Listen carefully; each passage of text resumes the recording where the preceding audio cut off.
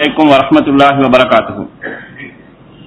அல்லாஹ்வுடைய பேரருளால் அவனது மார்க்கத்தை அறிந்து கொள்வதற்காகவும் நமக்கிடையே தொடர்புகளை வளர்த்துக் கொள்வதற்காகவும்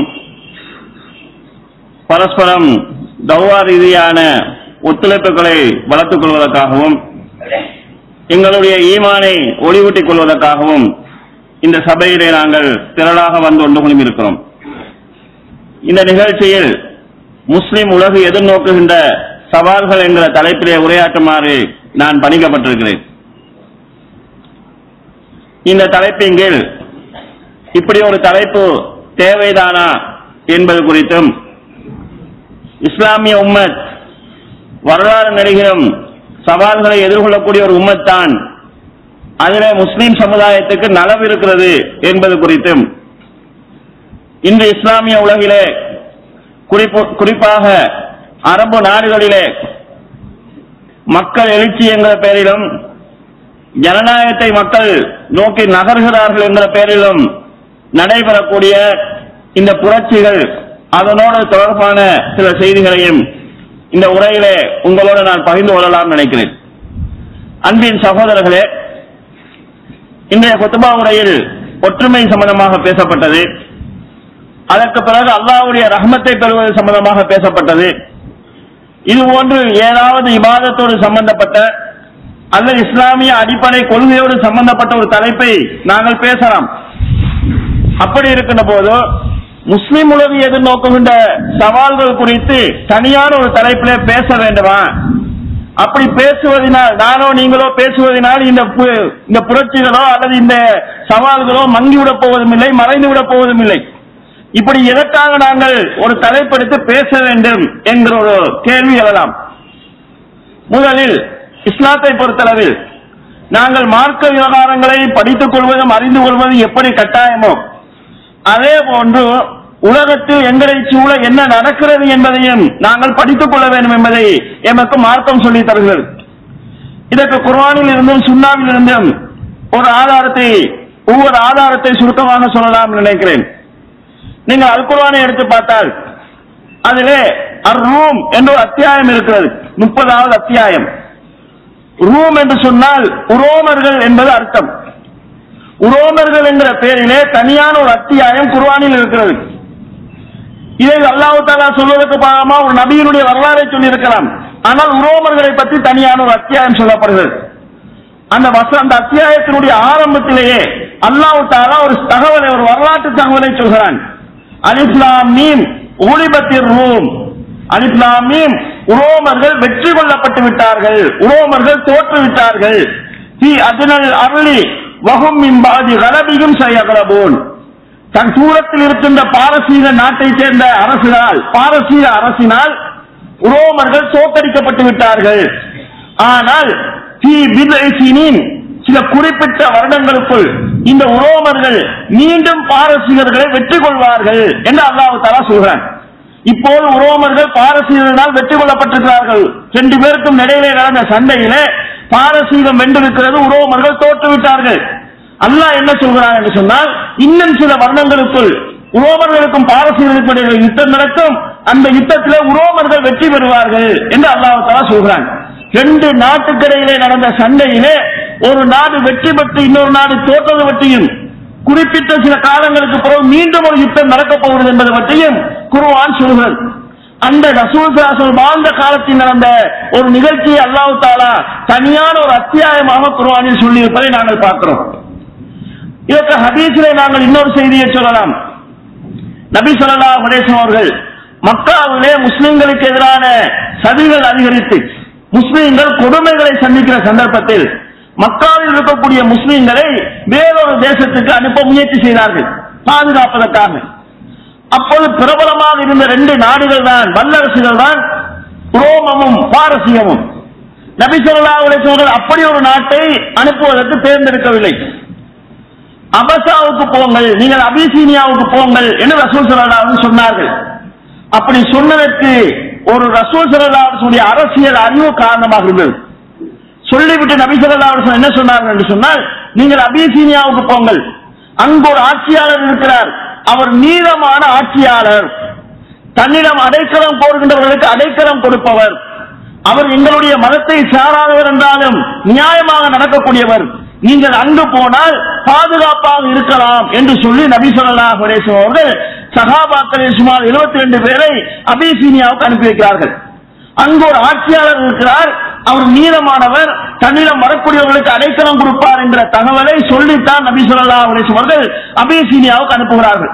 அப்படி என்றால் நபி ஸல்லல்லாஹு அலைஹி வஸல்லம் அவர்கள் தன்னை சூழ இருக்கக்கூடிய ஆட்சியாளர்கள் எப்படிப்பட்டவர்கள், அவருடைய கொள்கை எப்படி இருக்கிறது, மதம் என்ற அடிப்படையில் இவர் கிறிஸ்தவர், மதமே இல்லாத அல்லது மஜூசிகள் போன்றவர்களோடு போய் மாட்டிக்கொண்டால் இவர்கள் பெரும் பிரச்சனையை எதிர்நோக்கலாம். கிறிஸ்தவத்துக்கு முஸ்லிம்களுக்கு இடையே கொள்கை அளவில் சின்ன சின்ன வேறுபாடுகள் தான் இருந்தது. அதே நேரத்தில் இருக்கிற ஆட்சியாளர் பொதுவான ஒரு நடுநிலையான ஆட்சியாளர்.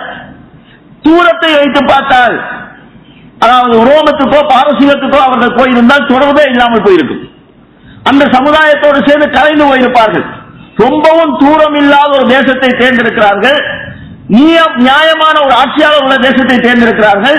இஸ்லாமிய கொள்கைக்கு இருக்கிற கொள்கைகளில் மிகவும் நெருக்கமான ஒரு கொள்கையை தேர்ந்தெடுக்கிறார்கள். இது நபி ஸல்லல்லாஹு அலைஹி வஸல்லம் புவியியல் அறிவை எடுத்து காட்டுது, அரசியல் அறிவை எடுத்து காட்டுது, சமூக அறிவை எடுத்து காட்டுகிறது.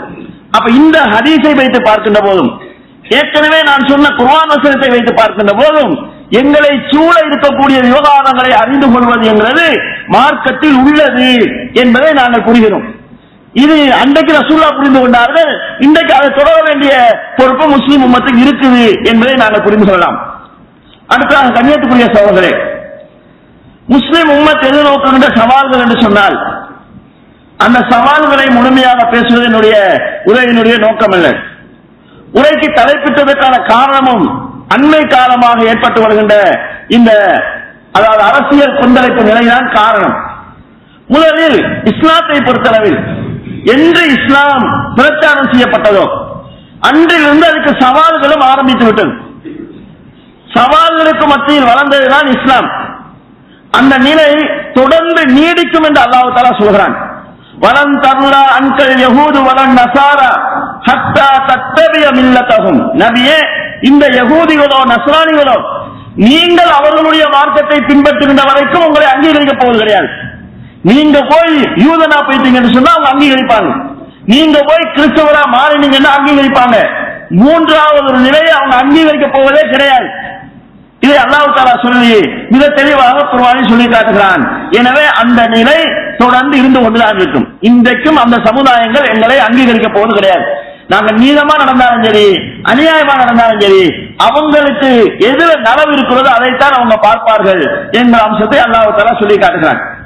எனவேதான் அல் குர்ஆனில் அல்லாஹ் தஆலா பொதுவான ஒரு கட்டளை இடுகிறான்.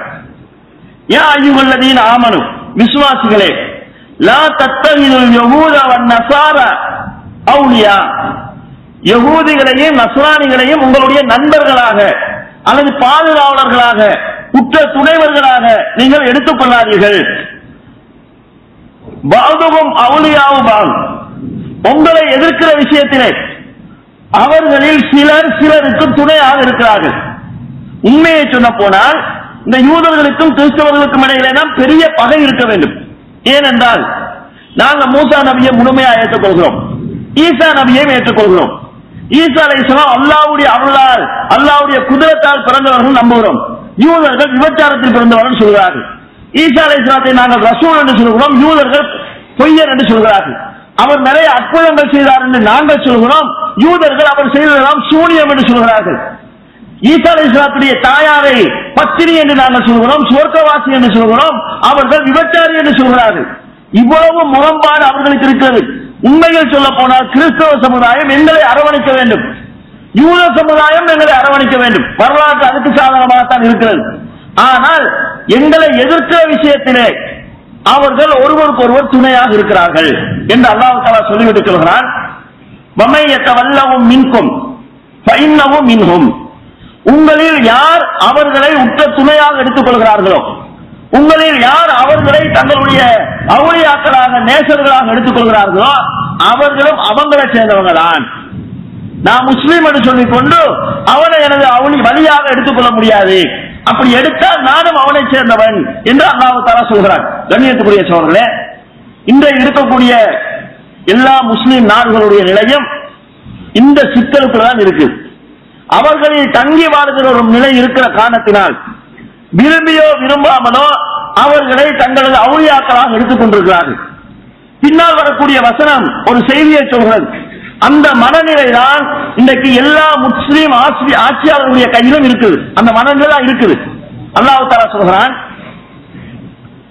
ஃபதரல்லதீன ஃபீ குலூபிஹிம் மரதுன், நபியே யாருடைய உள்ளத்தில் நோய் இருக்கிறதோ அவர்கள் எப்படி இருப்பார்கள் என்று சொன்னால், யுசாரிஊன ஃபீஹிம், அவர்கள் விஷயத்திலே, அந்த யூதர்கள் கிறிஸ்தவர்கள் விஷயத்தில் ஏதாவது பாதிப்பு நடக்கும் என்றால் அவர்களுக்கு சாதகமாக விரைந்து செல்வார்கள்.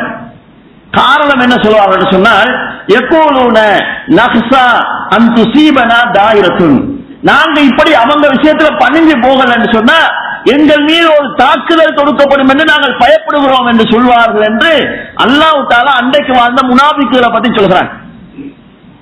இந்த மனநிலை தான் இன்றைக்கு இருக்குது. அந்த மனநிலை எனட்டையும் இருக்கலாம், உங்கள்கிட்டையும் இருக்கலாம். சில நேரம் எங்களுடைய பேச்சில வெளிப்படும். கண்ணியத்துக்குரிய சகோதரர்களே, ஆப்கானிலே தாலிபான்கள் ஒரு புத்தர் சிலையை உடைத்தார்கள். உடைக்கிற நிர்பந்தத்துக்கு அவங்க உள்ளாக்கப்பட்டாங்க. அதுதான் உண்மை. அந்த சிலை உடைச்ச உடனே இலங்கையில் ஆப்கான் சிலை உடைப்புக்கு எதிராக ஒரு ஆர்ப்பாட்டம் செய்யப்பட்டது ஒரு ஜமாத்தினால். இது ஆர்ப்பாட்டம் எதுக்காக செய்யப்பட்டது?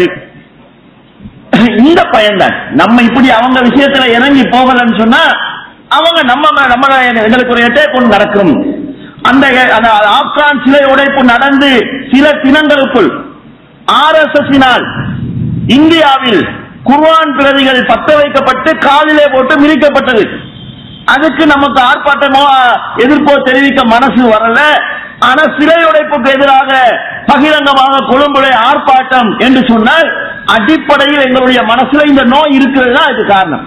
இது சாதாரணமாக எங்களுடைய அன்றாட நடவடிக்கைகள பேச்சுகள வரலாம், சின்ன நிர்வாகத்திலே வரலாம்.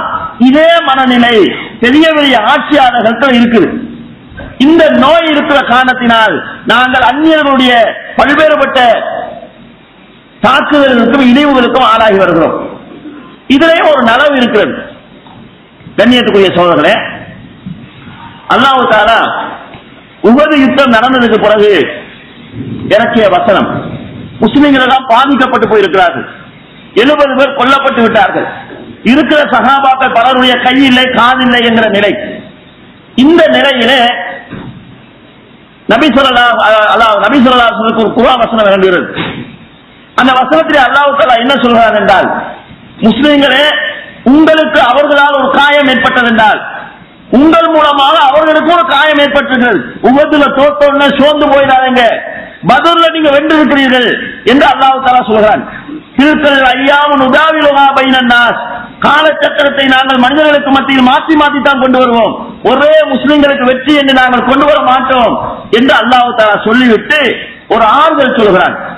வலியஅலம் அல்லாஹு அல்லதீன ஆமனு, இந்த இழப்பு உங்களுக்கு எதற்காக தரப்பட்டது என்றால், உஹதுல நீங்கள் 70 பேர் கொல்லப்பட வேண்டிய நிலைமை ஏன் ஏற்பட்டது? அல்லாஹ் தஆலா உங்களில் பொறுமையாளர்கள் யார் என்பதை சோதிக்கிறான். பொறுமையாளன் யார் என்று சோதிக்கணும்னா பாதிப்பை உண்டாக்கணும். ஒரு ஆளுக்கு வலியை தாங்குற சக்தி இருக்குதான்னு பாக்குறதா இருந்தா நோண்டி பார்க்கணும், ஊசி அடிச்சு பார்க்கணும். ஏதாவது செஞ்சாதான் வலி இருக்குது, வலியை உணர்ற சக்தி இருக்குதா என்பது தெரியும். இவனுக்கு தாங்குற சக்தி இருக்குதான்னு பார்த்தா ஒரு பாரத்தை கொடுத்து பார்க்கணும். நீங்க பொறுமைசாலிகளா இல்லையா என்பதை சோதிப்பதாக இருந்தால் காவிர்கள் மூலமாக உங்களுக்கு இழப்பு ஏற்படுத்தப்படணும். அது ஒரு காரணம். இன்னொரு காரணத்தை அல்லாஹ் தஆலா சொல்கிறான், வயத்தகித மின்கும் ஷுஹதா, உங்களில் சிலரை அல்லாஹ் ஷஹீதுகளாக ஆக்க விரும்புகிறான். ஷஹாதத் என்பது இஸ்லாத்திலே மிக உயர்ந்த பதவி, மிக உயர்ந்த அந்தஸ்து. அது சும்மா கிடைக்குமா? நீங்க ஷஹீதாகணும்னா உங்களை ஒரு காவிர் வெட்டணும். அப்ப அவன் வெட்டாக்கா உங்களுக்கு சொர்க்கத்தை அல்லாஹ் தரலாம், ஆனா அந்தஸ்தை தரலாம். எனவே உஹதுல தோத்தது நீங்க கவலைப்படாதீங்க, அல்லாஹ் உங்களுடைய பொறுமையை பார்க்கிறான். அல்லாஹ் தஆலா உங்களில் 70 பேரை ஷஹீதுகளாக்கி சொர்க்கத்துக்குரியவர்களாக ஆக்கியிருக்கிறான். இதை பாருங்கன்னு அல்லாஹ் தஆலா சொல்கிறார். எனவே ஒரு முஸ்லிமை பொறுத்தவரை என்ன பெரிய இழப்பு வந்தாலும் அவனுக்கு இழப்பு கிடையாது. அவனுடைய வாழ்க்கையில ஒன்று இன்மை வெற்றி அல்லது மறுமை வெற்றி என்கிற நிலை இருக்கிறது. மௌத்தானாலும் வெற்றி, வெற்றியோடு வந்தாலும் வெற்றி என்கிற நிலை ஒரு முஸ்லிமுக்கு இருக்கிறது. நபி ஸல்லல்லாஹு அலைஹி வஸல்லம் சொன்னார்கள், ஒரு முஸ்லிமுடைய காரியத்தை நாங்கள் எடுத்து பார்த்தால் எல்லாமே ஆச்சரியமானது. அவனுக்கு ஒரு நன்மை நடந்தா அல்லாஹ்வை புகழ்வான், அவனுக்கு நன்மை கிடைக்குது. அவனுக்கு தீமை நடந்தா அல்லாஹ் பொறுத்துக் கொள்வான், அதற்கும் அவனுக்கு கூலி கிடைக்கும். காலில குத்து ஒரு முள்ளு குத்தினாலும் கூட இதுதான் நிலை என்று நபி ஸல்லல்லாஹு அலைஹி வஸல்லம் சொல்லி காட்டுகிறார்கள். கண்ணியத்துக்குரிய சகோதரர்களே, எனவே உலகளாவிய ரீதியில பல பிரச்சனைகள், எதிர்ப்புகள் வந்து கொண்டே இருக்கும். இது அல்லாஹ்வே ஏற்படுத்திய ஒரு நியதி. இப்போது இன்றைக்கு இருக்கக்கூடிய முஸ்லிம் நாடுகள், குறிப்பாக புரட்சிகள் வெடித்துக் கொண்டிருக்கக்கூடிய முஸ்லிம் நாடுகள், இந்த நாடுகளுடைய தலைமைகளுடைய நிலைமை என்ன? இந்த நாடுகள் எப்படி இஸ்லாத்தினுடைய வட்டத்துக்குள் வந்தது சாதாரணமா நடந்த நிகழ்ச்சியா? அடுத்தது இந்த நாட்டிலே ஆட்சி மாற்றங்களுக்காக புரட்சி செய்கின்ற மக்களுடைய மனநிலை என்ன? இந்த நாடுகளில் கடந்த காலங்களில் நடந்தது என்ன என்கிற தகவல்களை உங்களோடு நான் பகிர்ந்து கொள்ளலாம் நினைக்கிறேன். ஏனென்றால் இஸ்லாத்துக்கு எதிரான சதிகள் என்கிறதை நாங்கள் எடுத்துக்கொண்டால், யுத்தங்கள், சிந்தனை ரீதியான சதிகள், முஸ்லிம் உம்மத்துக்குள்ளே இருந்து தூண்டிவிடப்பட்ட சதிகள், இப்படி பல விஷயங்களை நாங்கள் பார்க்க வேண்டும். இப்போது நடைமுறையில் இருக்கக்கூடிய சில விஷயங்களை நான் சொல்லலாம் நினைக்கிறேன். முதலாவதாக கண்ணியத்துக்குரிய சகோதரர்களே, இஸ்லாம் இந்த உலகத்துக்கு நிறைய அருள்களை கொடுத்திருக்கிறது, நிறைய வளங்களை கொடுத்திருக்கிறது. இஸ்லாம் கொடுத்த வளங்களிலே மிகப்பெரிய ஒரு வளம் தான் நீதியான ஆட்சி என்பது. நீதியான தலைமை என்பது இஸ்லாம் இந்த உலகத்துக்கு கொடுத்த மிகப்பெரிய அருட்கொடைகளில் உள்ளது. இந்த நீதியான ஆட்சியின் மூலமாகத்தான் இஸ்லாம் பல நாடுகளில் பரவி இருக்கிறது. இந்த எகிப்தினுடைய வரலாறை நாங்கள் எடுத்து பார்க்கலாம். எகிப்தினுடைய வரலாறை நாங்கள் எடுத்து பார்த்தோம் என்றால், அங்கு நீதி நிலைநாட்டப்பட்டதுதான் இஸ்லாம் பரவியதற்கான காரணம் என்பதை நாங்கள் புரியலாம். உமர் ரலியல்லாஹு அன்ஹு ஆட்சி காலத்திலே அம்ர் இப்னு ஆஸ் ரலியல்லாஹு அன்ஹு தலைமையிலே போன ஒரு போர்ப்படை எகிப்தை கைப்பற்றுகிறது. நபி ஸல்லல்லாஹு அலைஹி வஸல்லம் அவர்கள் ஒரு முன்னறிவிப்பு செய்திருந்தார்கள். நீங்கள் எகிப்தை கைப்பற்றினால் அங்கிருக்கக்கூடிய கிபித்தி இன மக்களோடு மிகவும் நீளமாக நடந்து கொள்ளுங்கள், நேசத்தோடு நடந்து கொள்ளுங்கள். உங்களுக்கும் அவர்களுக்கும் இடையிலே 2 உறவு முறை இருக்கிறது. உங்களுடைய தாய் அன்னை ஹாஜராவுடைய ஹாஜரா கிபித்தி இனத்தை சேர்ந்தவர். எனவே நீங்கள் கிபித்தி இனத்தினுடைய பெண்ணின் பரம்பரையில் வந்தவர்கள். நீங்கள் அந்த வகையில் அவர்கள் உங்களுக்கு சகோதரர்கள் ஆகிறார்கள். ரசூலுல்லாஹ்வுக்கு மாரியத்துல் கிபித்தியா என்ற ஒரு பெண்மணி அடிமையாக இருந்தார்கள். அந்த பெண்மணி மூலமாக இப்ராஹிம் என்ற ஒரு குழந்தையும் கிடைத்தது. அந்த வகையில் சொல்கிறார்கள், உங்களுடைய சகோதரனாகிய என்னுடைய உறவினர்கள் அவர்கள்.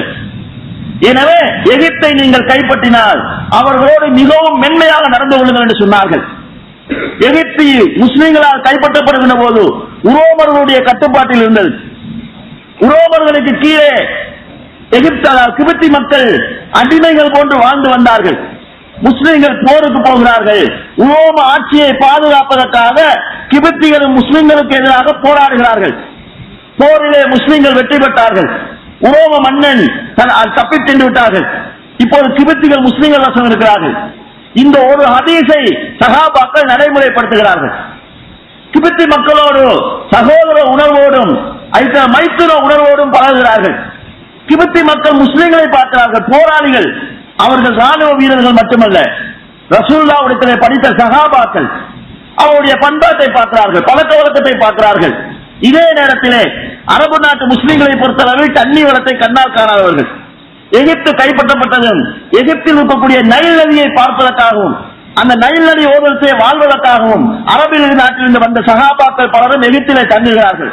இந்த முஸ்லிம்களுடைய குடும்ப நடைமுறைகளை பார்க்கிறார்கள்.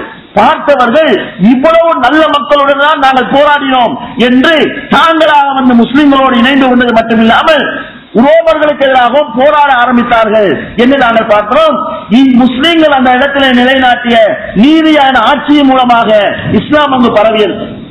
எந்த அளவுக்கு அங்கு நீதியான ஒரு ஆட்சி நிலைநாட்டப்பட்டது என்றால், கவர்னர் அம்ர் இப்னு ஆஸ், கவர்னர் என்று சொன்னது எங்களுடைய நாட்டில் இருக்கக்கூடிய இந்த மாகாண முதலமைச்சர்கள் இந்த லிஸ்ட்ல பார்த்துக்கூடாது. எகிப்து என்கிற அந்த நாட்டுக்கு அன்றைக்கு அவங்க தான் ஒரு தலைமை.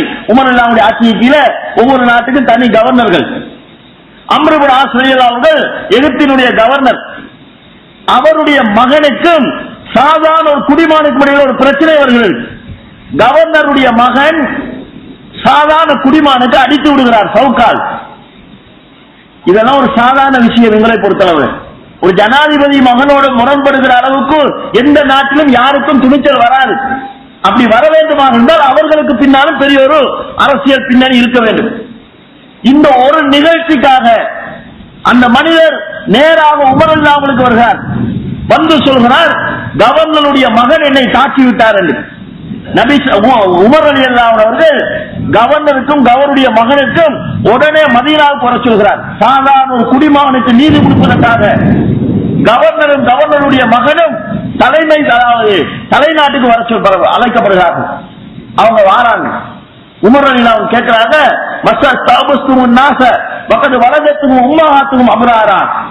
தாய்மார்கள் தங்களுடைய பிள்ளைகளை சுதந்திரவாதிகளாக பெற்றிருக்கின்ற போது எப்போதிருந்து அவர்களை அடிமைப்படுத்த நீங்கள் கற்றுக் கொடுத்தீர்கள்?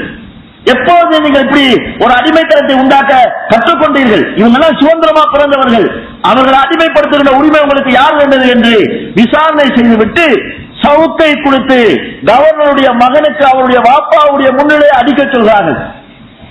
அவர் அடித்ததற்கு பிறகு உமர் ரலியல்லாஹு சொல்கிறார்கள், கவர்னருக்கும் அடி என்று.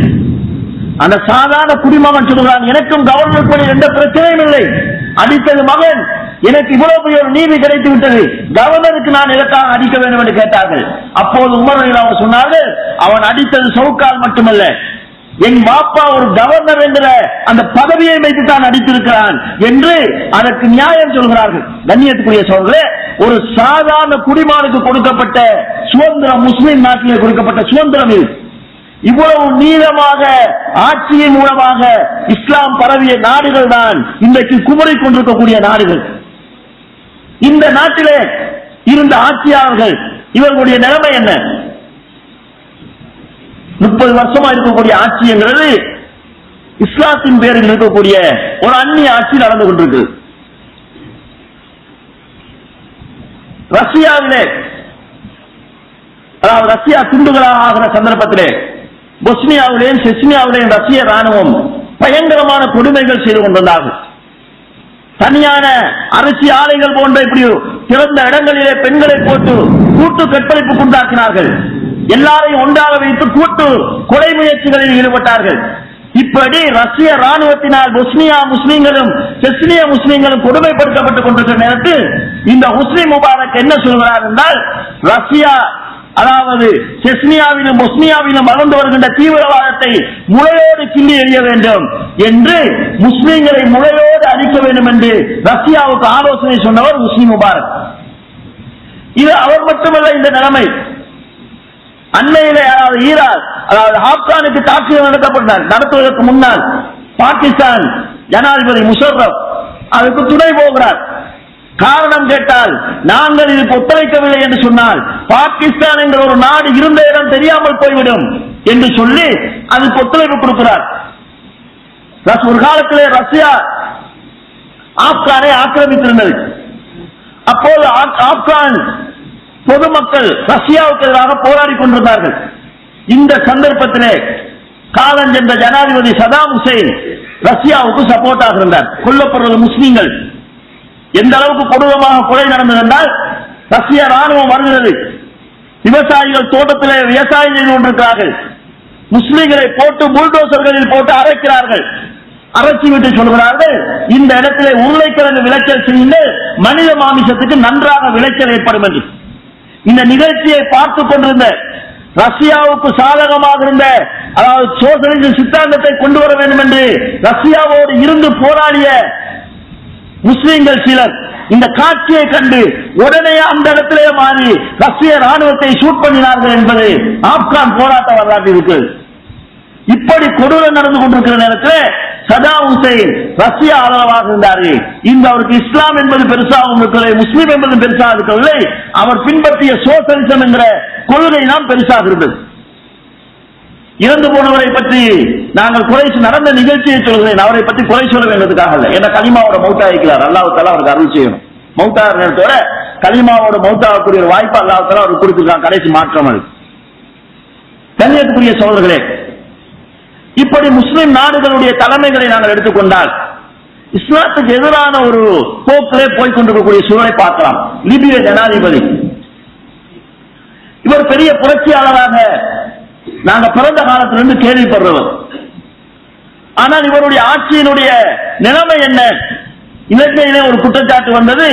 லிபியா ஜனாதிபதி கடாவி அடுத்த முறை ஸ்ரீலங்கா வருகின்ற போது ஸ்ரீலங்காவை ஒரு இஸ்லாமிய நாடாக மாற்ற வேண்டும் என்று இங்க உத்தரவு போட்டிருக்கிறாரு என்று இனவாத சக்திகள் விமர்சனம் செய்து இஸ்லாமிய ஆட்சியை இலங்கையில கொண்டாடுறதுக்கு அவர் முயற்சி செய்யறாங்க.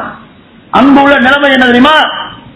தாடி வைக்கிறவங்களுக்கு பிரச்சனை, பரதா என்பது பெண்கள் மீது திணிக்கப்பட்டது, அது மார்க்கத்தில் உள்ளது இல்லை என்று கடாவி பேசுகிறார். குர்ஆனில் வந்திருக்கக்கூடிய குல் என்ற சொற்களை எடுக்க வேண்டும். குல் என்றால் நீங்கள் சொல்லுங்கள் என்று அல்லாஹ் தஆலா ரசூலுல்லாஹ்வுக்கு சொன்னது. இப்ப ரசூலுல்லாஹ் இல்லாதெல்லாம் தூக்கிறோம் சொல்லி சொன்னவர். ஒரு காலத்தில் எகிப்தோடு அவருக்கு முரண்பாடு வந்த நேரத்தில் குர்ஆனிலே எகிப்து என்ற பெயர் சில இடங்களில் வந்திருக்கிறது, அதையெல்லாம் எடுக்க வேண்டும் என்று சொன்னவர்.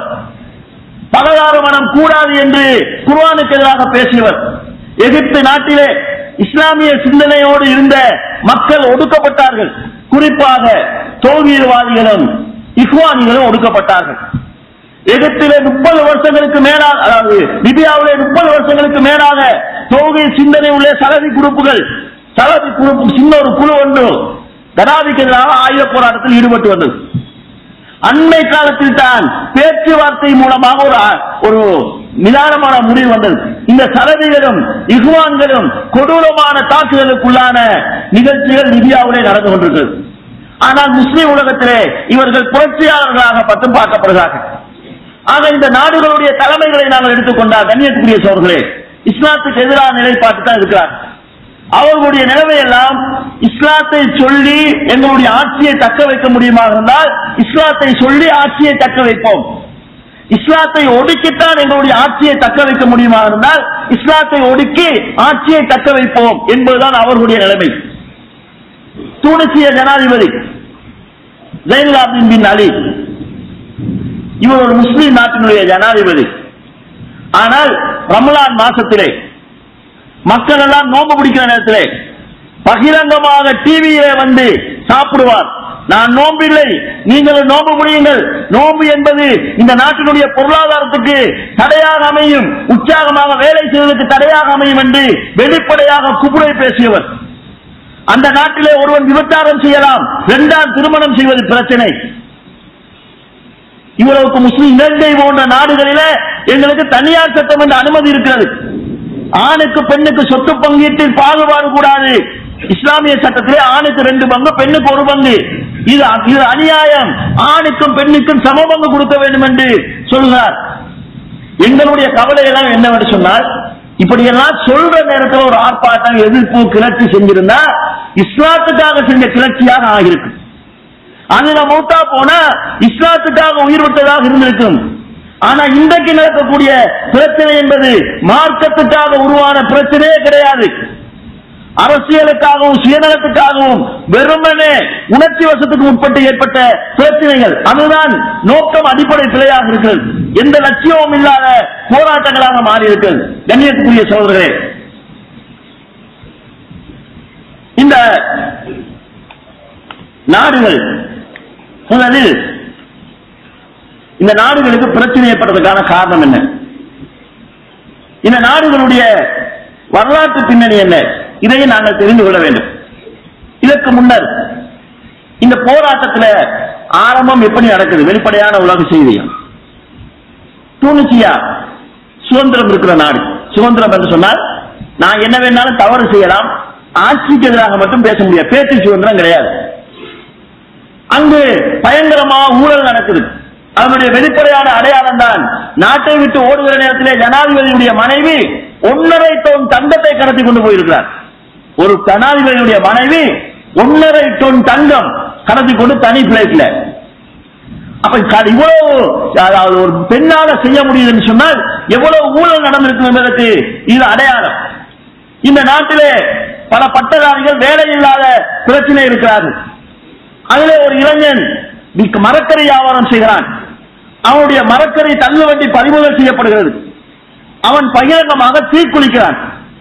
இதை கண்டு கொந்தளித்ததினால் ஏற்பட்ட விளைவுகள் தான் அதை பார்த்து அடுத்த நாடு, அதை பார்த்து அடுத்த நாடு என்பதுதான் உலக செய்திகள். இந்த அடிப்படையை நாங்கள் எடுத்து பார்த்தால் இந்த போராட்டங்கள் எல்லாம் தவறான ஒரு கோணத்திலிருந்து ஆரம்பிக்கப்பட்டிருக்கு. தற்கொலை என்கிற தவறான ஒரு கோணத்திலிருந்து ஆரம்பிக்கப்பட்டிருக்கு. ஒரு திட்டம் இல்லாமல் திடீரென ஏற்பட்ட ஒரு உணர்ச்சியால் ஏற்பட்டிருக்கிறது. ஆனால் அதே நேரத்தில் கண்ணியத்துக்குரிய சகோதரர்களே, இன்றைக்கு கொந்தளித்துக் கொண்டிருக்கக்கூடிய இந்த நாடுகள், இன்றைக்கு குஃப்ருக்கு சாதகமான நிலையில் இருக்கக்கூடிய இந்த நாடுகள், இஸ்லாத்தை விட்டு தூரமாக இருக்கக்கூடிய இந்த நாடுகள் சாதாரணமாக இஸ்லாத்துக்குள் வந்து சேரவில்லை. லிபியாவை பொறுத்தளவில் உமர் ரலியல்லாஹு ஆட்சி காலத்திலே அம்ர் இப்னு ஆஸ் ரலியல்லாஹுடைய தலைமையில் ஏற்பட்டு கொண்டு வந்த படையினால் லிபியா கைப்பற்றப்படுகிறது. லிபியா கைப்பற்றப்பட்டதன் மூலமாக முழு ஆப்பிரிக்கா நாட்டுக்கும் உமர் ரலியல்லாஹுடைய ஆட்சி காலத்திலே இஸ்லாம் சொல்லப்பட்டது. ஒரு நாட்டை கைப்பற்றி அந்த நாடு ஊடாக முழு நாடுகளுக்கும் ஆப்பிரிக்கா கண்டத்துக்கு இஸ்லாத்தை சொன்ன ஒரு தேசம் இன்றைக்கு முஸ்லிம்களால் ஆளப்பட்டும் இஸ்லாத்துக்கு எதிரான நிலையில் இருக்கிறது என்று சொன்னால் எவ்வளவு ஒரு மோசமான நிலை என்பதை நாங்கள் புரிந்து கொள்ள வேண்டும். இந்த நாட்டை இத்தாலி முசோலினியுடைய படை ஆக்கிரமித்தது. முசோலினி இத்தாலியை ஆக்கிரமித்து அதனை தன் கட்டுப்பாட்டுக்குள் வைத்திருக்கிற நேரத்திலே உமர் முக்தார் அவருடைய தலைமையிலே ஒரு குழு, அதாவது கெரில்லா தாக்குதலில் ஈடுபட்டது. உலக நாடுகளில் இருக்கக்கூடிய கெரில்லா அமைப்புக்கெல்லாம் நியாயமான ஒரு கெரில்லா படை எப்படி இருக்க வேண்டும் என்பதற்கான ஒரு முன்னுதாரணமாக உமர் முக்தாருடைய படை இருந்தது. 1950 இந்த போராட்டத்தின் விளைவாக லிபியா விடுதலை பெறுகிறது. இந்த விடுதலையின் போது முகமது இத்ரிஸ் அஸ்ஸானூசி என்கிறவர் மன்னராகிறார். இவர் யார் என்று சொன்னார், முகமது இப்னு அலி அஸ்ஸானூசி என்பவருடைய 3வது தலைமுறையைச் சேர்ந்தவர். இந்த முகமது இப்னு அலி அஸ்ஸானூசி என்கிறவர் முகமது இப்னு அப்துல் வஹாப் ரஹிமஹுல்லாஹுடைய பிரச்சாரத்தினால் கவரப்பட்ட ஒரு தௌஹீத்வாதி. அவருடைய பிரச்சாரத்தால் கவரப்பட்டவராகத்தான் உமர் முக்தார் இருந்தார். இந்த முகமது இப்னு அலி அஸ்ஸானூசியை பொறுத்தளவில் அவர் கொள்கையிலே தௌஹீத்வாதியாகவும் நடைமுறையிலே ஆன்மீகத்தை வளர்ப்பதற்காக சூபித்துவ அடிப்படையிலான வழிபாடுகள், வணக்க வழிபாடுகளில் ஆர்வம் காட்டுகின்றவராகவும் இருந்தார் என்று அவருடைய வரலாறு சொல்கிறது. கண்ணியத்துக்குரிய சகோதரர்களே, இந்த இத்ரிஸ் என்கிறவர் லிபியாவினுடைய மன்னராக இருக்கிற நேரத்திலே இவர் ராணுவத்தில் இருக்கிறார், கடாஃபி. அப்போது இவர் ஏற்கனவே ஒரு ஆக்கிரமிப்பிலிருந்து நாடு விடுபட்டிருக்கிறது, போர் நடந்த சூழ்நிலை. இந்த சூழ்நிலையிலும் இஸ்லாமிய நடைமுறைகளை கொண்டு வருவதற்கு இந்த மன்னர் இத்ரிஸ் முயற்சி செய்தார். ஆனால் அவர் திறமையான ஒரு நிர்வாகியாக இருக்கவில்லை என்று சொல்லப்படுகிறார். இவர் வெளிநாட்டுக்கு 1969 அதாவது சிகிச்சைக்காக வெளிநாட்டுக்கு சென்ற நேரத்தில் மக்களுக்கு இவர் மீது இந்த வெறுப்பை தனக்கு சாதகமாக பயன்படுத்தி முகமது அல் கலாபி ஆட்சியை கைப்பற்றுகிறார். புரட்சி மூலமாக ஆட்சியை கைப்பற்றுகிறார் 1969. இது ஒரு சுவாரஸ்யமான சம்பவம் என்று சொல்லப்படும். இந்த இத்ரிஸ் மன்னராக இருக்கிற சந்தர்ப்பத்திலே அவருக்கு எதிராக ஆர்ப்பாட்டம் செய்த மக்கள் இத்ரிஸ் இல்லை இப்லீஸ், இத்ரிஸ் இல்லை இப்லீஸ் என்று ஆர்ப்பாட்டத்திலே கோஷமிட்டு சென்றார்களாம். அந்த நேரத்தில் இந்த மன்னர் நல்லவர், அடிப்படையிலே நல்லவர். அவர் அல்லாஹ்விடத்தில் ஒரு வேண்டுதல் வைத்தாராம், துஆ செய்தாராம், யா அல்லாஹ் அவர்கள் கேட்பதையே கொடுத்து விடு என்று, அவருடைய துஆவை அங்கீகரித்து விடு என்று சொன்னாராம். அதாவது இத்ரிஸ் வேணாம், எங்களுக்கு இப்லீஸ் தான் வேண்டும் என்று இவர்கள் கேட்கிறார்கள், அதையே இவர்களுக்கு கொடுத்து விடு என்ற அடிப்படையிலே அவர் துஆ செய்தாராம் என்று ஒரு சம்பவமாக சொல்வார்கள். அவர்கள் எதிர்பார்த்தது போன்று ஒரு ஆள் வந்து சேர்ந்தார். இவர் வந்ததும் ஐரோப்பிய நாடுகளுக்கும் அமெரிக்காவுக்கும் எதிராக கடுமையாக பிரச்சாரம் செய்தார். முஸ்லிம்களுக்கு ஒரு பலகீனம் இருக்கிறது, யார் அமெரிக்காவுக்கு எதிராக பேசுறானோ அவனெல்லாம் ஹீரோ ஆயிடுவாங்க, அது ஒவ்வொரு பகுதியில் இருக்கிற நோய். ஆனா இவர் அமெரிக்காவுக்கு எதிராக பேசினது இஸ்லாத்துக்காக அல்ல, பொருளாதார சீர்திருத்தத்தை கொண்டு வந்தார். சம்பளம் இல்லை, எல்லாரும் தொழில பங்குதாரிகள் என்று சொன்னார். தொழிலாளர்களுக்கு ஆர்வம் ஏற்பட்டது, நாட்டிலே பொருளாதாரத்திலே வளர்ச்சி ஏற்பட்டது. ஏனைய நாடுகள் எகிப்தையும் துனிசியாவையும் ஒப்பிடுகின்ற போது லிபியாவிலே பொருளாதாரத்திலே இப்படியான பின்னடைவு ஏற்படவில்லை, சில வளர்ச்சிகள், தொடர்ச்சியான வளர்ச்சிகள் ஏற்பட்டது. இவர் மார்க்க விஷயத்தில் தலையிட்டு பேச ஆரம்பித்ததுக்கு போதுதான் தெரிந்தது இவர் இவ்வளவுத்தையும் செய்தது இஸ்லாத்துக்காக அல்ல, சோசலிசத்துக்காக என்பது தெரிய வந்தது. இவரிடத்துல அமெரிக்கா சைத்தானியத்தில் இல்ல, ரஷ்ய சைத்தானியத்தில் இவரிடத்தில் இருக்குது என்பது பிறகுதான் தெரிய வந்தது. ஆக இவங்க ஒரு சைத்தானை விட்டுட்டு அடுத்த சைத்தான குடியில் இருந்தால் இவ்வளவு அவர் செஞ்சிருக்கிறார் என்பது பிறகுதான் அந்த மக்களால் உணரப்பட்டது. கண்ணியத்துக்குரிய சோழர்களே, இந்த நாடுகளுக்கு இடையில ஏற்பட்ட அண்மையில் ஏற்பட்ட இந்த புரட்சியிலே லிபியாவில் தான் சிக்கலான சூழ்நிலை ஏற்பட்டிருக்கு.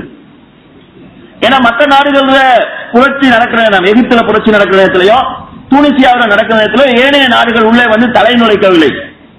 ஆனால் லிபியாவில் வந்து தலை நுழைச்சு இருக்கிறாங்க. இன்னைக்கு கிட்டத்தட்ட 22 நாட்கள், அதாவது ஒரு மாசமும் 2 நாட்களுமாக நினைக்கிறேன். சென்ற மாசம் 19ஆம் தேதி தாக்குதல் ஆரம்பமானது. ஒரு மாசத்துக்கு மேலாக தாக்குதல் நடத்தப்படுகிறது. இதற்கு ஒரு காரணம், எல்லாரும் சொல்லக்கூடிய காரணம், லிபிய அதாவது ஜனாதிபதி பொதுமக்களை ஷூட் பண்ணாரு. வானத்தில் ஹெலிகாப்டர் வந்து பொதுமக்களை ஷூட் பண்ணாங்க. அதுல இருந்து பொதுமக்களை பாதுகாக்கிறதுக்காகத்தான் இந்த தாக்குதல். உலக நாடுகள், ஜனநாயக பாதுகாக்கிற நாடுகள், பொதுமக்கள் மீது அக்கறை கொண்ட நாடுகள் இந்த தாக்குதலை ஆரம்பிச்சு என்றது.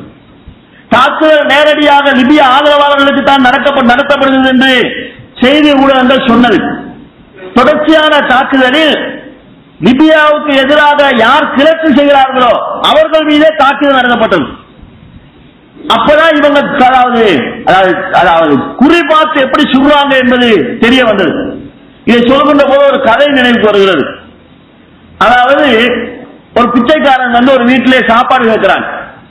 அந்த வீட்டு மருமகள் வந்து வீட்டுல ஒன்றுமில்ல என்று சொல்லி பிச்சைக்காரனை திருப்பி அனுப்புறான். உடனே மாமி உள்ள இருந்து வெளியே வந்து ஏண்ட வீட்டுல ஒன்றுமில்லை நீ எப்படி சொல்லுவாய் என்று சொல்லிட்டு பிச்சைக்காரனை கூப்பிடுறான். பிச்சைக்காரன் பார்த்தா நமக்கு என்னமோ தரப்போறா, இவ மருமக தரை கஞ்சியா இருப்பா, தரல மாமி தரப்போறாங்க. கூப்பிட்டு போட்டு மாமி சொன்னாவாம் வீட்டுல ஒன்றுமில்லைன்னு சொல்லி.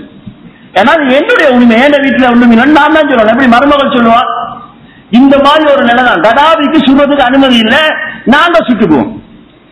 இந்த நிலையில தான் இந்த மேற்கு நாடுகளுடைய சூழ்நிலை இருக்கிறது. கண்ணியத்துக்குரிய சோழர்களே, லிபியாவின் மீது இந்த தாக்குதல் நடத்தப்படுவதற்கு இந்த மனித படுகொலைகள் தான் காரணமா என்று கேட்டால் அது காரணம் அல்ல. பொதுவாக தவளைக்கு தன் வாயாலே கெடுது தீங்குன்னு சொல்லுவாங்க. நுணலும் தன் வாயால் கெடும் என்று கத்தி கத்தி தான் சாரப்பாம்புட்ட மாற்றுறது. இவர் ஓவரா கத்துற லிஸ்ட்ல உள்ளவர். ஐநாவில் இவருக்கு பேசுவதற்கு முதலாக வாய்ப்பு கிடைக்கிறது 2009 ஒரு சான்ஸ் கிடைக்குது. அது எந்த ஸ்டேஜ் சொன்னா ஒபாமா பேசுறதுக்கு பிறகு இவர் பேசுறாரு. 1.5 மணி நேரம் பேசுறார். லிபியா கடாபி பேசுறார். அந்த பேச்சுக்களில் மேற்கு நாடுகளை கடுமையாக கண்டிக்கிறார். அமெரிக்காவுடைய கொள்கைகள் கண்டிக்கப்படுகிறது. ஆனால் ஒபாமா முன்னால் பேசுகிறார் என்ற காரணத்தினால் ஒபாமா பதவியேற்றிருப்பதும் ஒபாமா அணுசக்தியை அழிக்க முற்படுவதும் இது வரவேற்கத்தக்க மாற்றம் என்று ஒரு செய்தி சொல்லி ஒபாமாவுடைய அவரை வரவேற்கிறார். அதே நேரத்தில் ஐநா சபையை கண்டிக்கிறார். ஐநா ஸ்தாபிக்கப்பட்ட 60 ஆண்டுகளுக்குள் 65 பெரிய யுத்தங்கள் நடந்திருக்கிறது, என்னத்தை சிறைச்சிருக்கிறீங்கன்னு சொல்லி ஐநாவிலே கேள்வி எழுப்புகிறார். எல்லாத்தையும் முடிச்சு கடைசியா ஒரு வேண்டுதல் வைக்கிறார். என்னன்னு சொன்னா, இங்க இருக்கக்கூடிய பெரிய நாடுகள் எல்லாம் ஐரோப்பிய அதாவது ஆப்பிரிக்கா நாடுகளை ஆக்கிரமித்திருந்ததினால் எங்களுக்கு பெரிய நஷ்டம் ஏற்பட்டிருக்கிறது, அதுக்கு பெண்ட பணம் தர வேண்டும், நஷ்ட ஈடு தர வேண்டும். தொகை எவ்வளவு தெரியுமா? 7,77,000 கோடி அமெரிக்க டாலர். இந்த நஷ்ட ஈடை எங்களுக்கு இந்த பெரிய நாடுகள் தர வேண்டும், இவங்க எங்களை ஆக்கிரமிச்சிருந்ததினால் இவ்வளவு நஷ்டம் எங்களுக்கு ஏற்பட்டிருக்கிறது என்ற ஒரு வேண்டுதலும் முன்வைக்கிறார். இது அந்த நாடுகளுடைய எதிர்ப்புக்கு ஒரு காரணம். இரண்டாவது, கண்ணியத்துக்குரிய சோழர்களே, நாங்க நினைக்கிறோம் சும்மா சாதாரணமா தான் இந்த புரட்சி ஏற்பட்டது என்று சொல்லி. ஆனால் இந்த புரட்சிகள் திட்டமிட்டு ஏற்படுத்தப்படுகிறது. அதற்கு தோதான ஒரு நிகழ்ச்சி அண்மையிலே விக்கிலீக்ஸ் இணையதளத்தின் மூலமாக வெளியிடப்பட்டிருக்கிறது. என்னவென்று சொன்னால், புஷ் இருக்கக்கூடிய காலத்திலே யெமனில் ஆட்சிக்கு எதிரான சிந்தனையை உருவாக்க வேண்டும் என்பதற்காக புஷ் ஒரு நடவடிக்கை எடுக்கிறார்.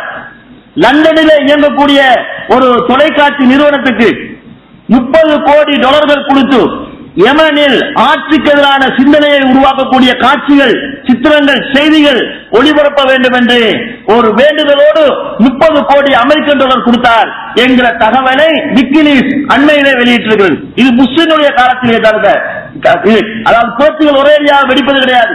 அந்த மனநிலைக்கு மக்களை கொண்டு வருவதற்கு ஊடகங்கள் பயன்படுத்தப்படுகிறது. அந்த ஊடகங்களை பயன்படுத்துவதற்காக இந்த நிதி கொடுக்கப்படுகிறது.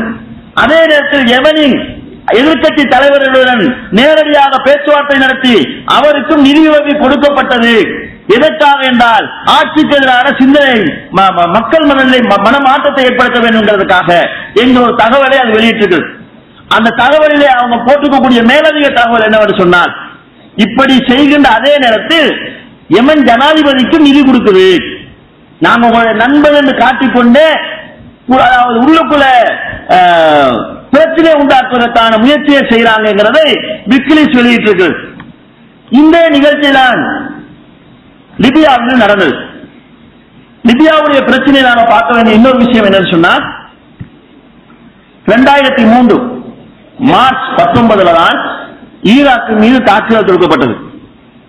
சரியா 8 வருஷம் கழிச்சு அதே நாளில் லிபியா மீது தாக்குதல் ஆரம்பிக்கப்படுகிறது. அப்ப 8 வருஷ இடைவெளி ஒரே நாளில் இந்த தாக்குதல் ஆரம்பிக்கப்படுகிறது என்று சொன்னால் தொடர்பு இல்லாத நிகழ்ச்சிகள் கிடையாது. லிபியா ஈராக் மீது தாக்குதல் தொடுக்கப்பட்டதற்கு பிறகு 2003 கடைசி பகுதியில் லிபிய ஜனாதிபதி கடாபி அமெரிக்காவோடு ஒரு சிநேகமான உறவை மேற்கொள்கிறார். பகைமை இருந்துச்சு, நாங்க அணு ஆயுதங்கள் எல்லாம் விடுறோம், ஆயுத உற்பத்தியை நிறுத்துறோம், சில சில இதுகள் இருந்துச்சு, அதுகளை நாங்க பேசிக்கிறோம், சில ரகசியங்களை விட்டு இவர் அமெரிக்காவோடு நெருங்கினார். அந்த நெருக்கத்தை காரணமாக வைத்து அமெரிக்கா சில எண்ணெய் கம்பெனிகளுக்கு கொள்முதல் ஒப்பந்தங்கள் செய்து பெங்காசி நகரிலே அமெரிக்காவினுடைய எண்ணெய் கம்பெனிகள் அங்கு ஏற்கனவே முகாமிட்டிருக்கிறது. இவங்க எண்ணெய் கம்பெனிகள் அனுப்புறாங்கன்னு சொன்னா வெறுமனே எண்ணெய் எடுக்கிறதுக்கு இன்ஜினியர் மாரையும் அதை ஏற்றுறதுக்கு தொழிலாளிகளை மட்டும் அனுப்ப மாட்டாங்க. கூடவே சிஐடி மாற அவங்களுடைய உளவுத்துறையும் சேர்ந்துதான் போகும். அங்குதான் இவருக்கு எதிரான கிளர்ச்சி பெரிய அளவில் வெடித்தது. அங்குதான் இவருக்கு எதிரான அதாவது மக்கள் சக்தி உருவாக்கப்பட்டது. அங்கு போனவர்களில் இவர்களுக்கு ஆயுதமும் இந்த எண்ணெய் கம்பெனிகள் வழியாகத்தான் போனது. இந்த தாக்குதல் நடப்பதற்கு முன்னாலே ரஷ்யா ஒரு சமிக்கை விட்டது. ரஷ்யா இவங்களுடைய நட்பு நாடு. என்னவென்று சொன்னால், அமெரிக்கா கம்பெனிகள் எண்ணெய் அதாவது ஒப்பந்தம் முடிஞ்சு காலம் முடிஞ்சு புதுப்பிக்கவில்லை. அண்மையில காலம் முடிஞ்சிருச்சு, கம்பெனிகள் எதுவும் புதுப்பிக்கவில்லை. இவங்க புதுப்பிக்காம இருக்கிறாங்கன்னு சொன்னா ஒப்பந்தம் இல்லாமலே எண்ணெய் எடுப்பதற்கான சூழ்நிலை உருவாக்க போறாங்க என்று முன்கூட்டியே சொல்ல இருக்கிறது. அப்ப இந்த நிகழ்ச்சிகள் எல்லாம் பார்க்கின்ற போது இது திடீரென மக்களால் ஏற்பட்டது ஒன்றல்ல, பின்னால இருந்து உருவாக்கப்பட்டிருக்கிறது என்ற ஒரு அம்சத்தை நாங்கள் புரிந்து கொள்ளலாம். கண்ணியத்துக்குரிய சகோதரர்களே, லிபியா மீது இந்த அளவுக்கு அமெரிக்கா கரிசனை காட்டுவதற்கான காரணங்கள் என்ன? நிறைய காரணங்கள் இருக்கிறது. முதலாவது, ஆப்பிரிக்காவில் கால் பதைக்கிறதுக்கு அதுக்கு ஒரு இடம் தேவை. ஆப்பிரிக்காவில் கூடுதலான முஸ்லிம்கள் தெளிவாக உள்ள பகுதி. இந்த நாடுகளில் கால் பதிக்க வேண்டிய தேவை அதுக்கு இருக்குது. இரண்டாவது, இந்த நாடுகள் குறிப்பாக சீனாவோடும் ரஷ்யாவோடும் நெருக்கமாக உறவு வைத்திருக்கிறது. சீனாவுடைய அண்மை கால வளர்ச்சி அமெரிக்காவை அச்சம் கொள்ள வைத்திருக்கிறது. அதை தடுக்க வேண்டிய தேவை இருந்தது. இந்த பகுதிகளிலே சீனாவுடைய வல்லாதிக்கத்தை குறைக்க வேண்டிய தேவை இருந்தது. மூன்றாவது, லிபியாவினுடைய பெரும்பகுதியான எண்ணெய்கள் சீனாவுக்கு தான் போகிறது. அதை தடுக்க வேண்டிய தேவை இருந்தது. இப்படி பல நோக்கங்கள் இருந்தது. அண்மையில புதிய ஒரு தகவல் சொல்லப்பட்டிருக்கிறது. அது எந்த அளவுக்கு உண்மை என்பது காலப்போக்கில் தான் தெரிய வரும். என்னவென்று சொன்னால், இந்த லிபியாவுடைய புரட்சி நடந்து கொண்டிருக்கக்கூடிய அதே நேரத்தில் ஈராக்கிலே அமெரிக்காவுக்கு எதிராக தாக்குதல் நடத்தி கொண்டிருக்கக்கூடிய அல் காய்தாவை சேர்ந்த சிலர் லிபியாவுக்குள்ள ஊடுருவினாங்க. ஒரு ஆட்சி மாற்றம் ஒன்று வரப்போகுது, தங்களுக்கு சாதகமாக ஆக்கிக் கொள்வதற்கு அவங்க முயற்சி செய்யறாங்க. எனவே அங்கு முழுமையாக அமெரிக்காவுக்கு சாதகமான அமைப்பு மட்டுமல்ல, அமெரிக்காவுக்கு சாதகமானவங்க, பாதகமானவங்க, லிபியா கடாபிக்கு சாதகமானவங்க, இப்படி 3 குரூப் இருக்கிறாங்க. இவங்களுடைய அல் காய்தாவுடைய கை அங்கு ஒதுங்கிவிட்டால் எங்களுக்கு பாதகமான ஒரு ஆட்சி அமையும் என்பதற்காக இவங்க கூடுதல் அக்கறை செலுத்துறாங்கிறது இப்போது அண்மையில சொல்லப்படக்கூடிய ஒரு செய்தி. கண்ணியத்துக்குரிய சகோதரர்களே, இந்த லிபிய தாக்குதலை நீங்க பாத்தீங்கன்னு சொன்னா, எகிப்து, துனிசியா, இப்ப பல நாடுகளில் நடக்கக்கூடிய ஆர்ப்பாட்டங்கள் ஆயுதம் ஏற்றப்படவில்லை. லிபியாவில் எடுத்த இடத்திலே புரட்சியாளர்கள் ஆயுதம் ஏந்தினார்கள். ஆயுதம் ஏந்தியது மாத்திரம் இல்லாமல் ராணுவத்தின் கட்டுப்பாட்டில் இருந்த பல பகுதிகளை தங்களுடைய கட்டுப்பாட்டுக்கு கொண்டு வந்தார்கள். இது சாதாரணமாக மக்களால் முடியுமா? ஒரு ராணுவத்தை விரட்டி ஆயுதத்தின் மூலமாக ராணுவத்துடைய கட்டுப்பாட்டுக்கு கூடிய பகுதிகளை தங்களுடைய பகுதியை கொண்டு வரணும் சாத்தியம் இல்லை. எனவே பின்னணியில் இருந்து அவர்களை இயக்கி இருக்கிறாங்க. இப்பயும் கூட பிரிட்டன் 10 ராணுவ ராஜதந்திகளை அங்கு அனுப்புவதற்கு முடிவு செஞ்சிருக்கு. இவர்களுடைய ராணுவ தளபதிகள் போறாங்க, வழிகாட்டுறாங்க. அவங்களுக்கு எண்ணெய் கம்பெனிகளுடைய போக்குவரத்தை சாதகமாக பயன்படுத்தி அவர்களுக்கு ஆயுதம் போய் சேர்ந்திருக்கிறது. இதையெல்லாம் வைத்து பார்க்கின்ற போது இவங்க அதாவது முஸ்லிம் உலகத்துக்கு நன்மை ஏற்படுத்துகின்ற ஒரு நிகழ்ச்சிகளாக இந்த நிகழ்ச்சிகள் இல்லை என்பதை நாங்கள் புரிந்து கொள்ளலாம். இதன் மூலமாக இன்னொரு ஆட்சிக்கு வருவார், அவனும் இவரே மாதிரி இதே வேலையை செய்யறவரா இருப்பார். கண்ணியத்துக்குரிய சகோதரர்களே, சுருக்கமான இந்த நேரத்துக்குள் மற்ற 2 நாடுகள் பற்றியும் சில செய்திகளை சொல்ல வேண்டும். இப்போதைக்கு லிபியாவை பொறுத்தளவுல கிழக்கு பிராந்தியம் அதனுடைய பொறுப்பாளராக மஹ்மூத் ஜிப்ரி என்கிறவர் நியமிக்கப்பட்டிருக்கிறார். இவர் அமெரிக்காவுடைய ஆள். எகிப்தில் இருக்கக்கூடிய ராணுவ தளபதி புரட்சி நடந்து கொண்டிருக்கின்ற போது கிளின்டனுடைய மனைவி அவரை சந்தித்து பேச்சுவார்த்தை நடத்துறாங்க. எகிப்து ராணுவத்துக்கும் அமெரிக்காவுக்கும் நேரடியாக தொடர்பு இருக்கிறது. எனவே ஆட்கள் மாறுவாங்களே தவிர ஆட்சியில எந்த மாற்றமும் வராது. மக்களும் பெருசாக எதிர்பார்த்த மாதிரி விளங்கலன்னு சொல்லி சொன்னா, உதாரணத்துக்கு எகிப்து எடுத்துக்கொள்ளுங்க. எகிப்து என்பது குர்ஆன்ல அதிகமாக பேசப்பட்ட ஒரு நாடு. குர்ஆன் எடுத்து பாத்தீங்கன்னா பல இடங்கள்ல எகிப்தினுடைய பேர் இருக்கு. குர்ஆனுடைய வரலாறு எகிப்து சம்பந்தப்பட்டது. யூசுப் அலைஹிஸ்ஸலாத்துடைய வரலாறு எகிப்தோடு சம்பந்தப்பட்டது. மூசா அலைஹிஸ்ஸலாம், ஹாரூன் அலைஹிஸ்ஸலாத்துடைய வரலாறு எகிப்தோடு சம்பந்தப்பட்டது. எனவே எகிப்தை பற்றி அதிகமாக குர்ஆனில் பேசப்பட்டிருக்கிறது. பல இடங்களில் மிஸ்ர் என்ற பெயர் குறிப்பிட்டு சொல்லப்பட்டிருக்கிறது. அது முஸ்லிம்களால் கலீஃபா உமர் ஆட்சி காலத்தில் கைப்பற்றப்பட்ட ஒரு நாடு. ஆனால் எல்லா வகையான அசிங்கங்களும் அங்கு இருக்கு. முஸ்லிம் நாடு என்ற பெயர். இன்றைக்கு புரட்சியை ஆதரிக்கக்கூடிய இஸ்லாமிய அறிஞர்களே என்ன சொல்றாங்கன்னு சொன்னா, எகிப்தில விபச்சாரத்தை ஒழிப்பீங்களான்னு கேட்டா அதெல்லாம் ஒரே அடியா செய்யலாது. அங்கு ஏராளமான விபச்சார விடுதிகள் இருக்கிறது. அதையெல்லாம் ஒரே அடியா மூட முடியாது, கொஞ்சம் கொஞ்சமாகத்தான் மாற்றத்தை ஏற்படுத்த வேண்டும் என்று சொல்றாங்க. ஒரு மனுஷன் விபச்சாரம் செய்யறாங்க, அதை எங்களால் தடுத்துக் கொள்ளலாது, குற்றவியல் சட்டத்தை நடைமுறைப்படுத்தலாம்னு சொன்னா அதுல சில நியாயங்கள் இருக்கு. ஏன்னா அவனுக்கு மரண தண்டனை கொடுக்கிறதா இருந்தா ஆட்சியை ஸ்திரப்படுத்தணும். சரி, இருக்கக்கூடிய விபச்சார விடுதியை மூடுவதற்கு கூட வக்கில்லைன்னு சொன்னா எதற்காக பல உயிர்களை பலியிட்டு போராட்டம் நடத்த வேண்டும், பல கோடி சொத்துக்களை எதற்காக இழக்க வேண்டும்? ஒரு புரட்சி நடந்து அதனால் நல்ல மாற்றம் நடக்குமாக இருந்தால் உயிர் போனால் பரவாயில்லை. ஆனால் எல்லாம் இருந்த மாதிரியே இருக்கும், ஆள் மட்டும் மாறுவார் என்று சொல்லி சொன்னா இதற்காக ஏன் உயிர் பலி கொடுக்க வேண்டும்? இதற்காக ஏன் இந்த இவ்வளவு இழப்புகளை சந்திக்க வேண்டும் என்பது சிந்திக்க வேண்டிய ஒரு விஷயம். கண்ணியத்துக்குரிய சகோதரர்களே, அடுத்ததாக தூனிசியாவை எடுத்துக்கொண்டா இது கூட ஒரு சாதாரண ஒரு நாடு கிடையாது. இந்த நாட்டை கைப்பற்றுவதற்காக நடந்த போராட்டத்துக்கு இஸ்லாமிய வரலாற்றில் ஒரு சிறப்பம்சம் இருக்கிறது. ஹிஜ்ரி 23 உஸ்மான் ரலியல்லாஹுடைய பால்குடி சகோதரர் அப்துல்லா இப்னு சாத் பின் அபு சரஹ் என்கிற சஹாபியினுடைய தலைமையில் ஒரு படை போகுது. அந்த படையினுடைய சிறப்பம்சம் என்னன்னா, தூனிசியா கைப்பற்றப்பட்ட போர். அந்த படையில இப்னு அப்பாஸ் இருந்தாங்க, இப்னு உமர் ரலியல்லாஹு இருந்தாங்க, இப்னு மஸ்ஊத் ரலியல்லாஹு இருந்தாங்க. இவங்களுக்கு அபாதிலாக்கள் சொல்லப்படும். ஏன்னா எல்லாரோட பேரும் அப்துல்லா என்பது. இவங்க எல்லாருமே மிகப்பெரிய அறிஞர்கள், இஸ்லாமிய வரலாற்றில் மிகப்பெரிய அறிஞர்கள். குர்ஆனிலே மிகப்பெரிய ஆழம் கண்டவர் இப்னு அப்பாஸ், இப்னு மஸ்ஊத் அவர்கள். ஹதீஸ் ஃபிக்ஹ் துறையிலே மிகப்பெரிய வளர்ச்சி கண்டவர் இப்னு உமர் அவர்கள். இது போக இன்னும் பல சஹாபாக்கள் இருந்தார்கள்.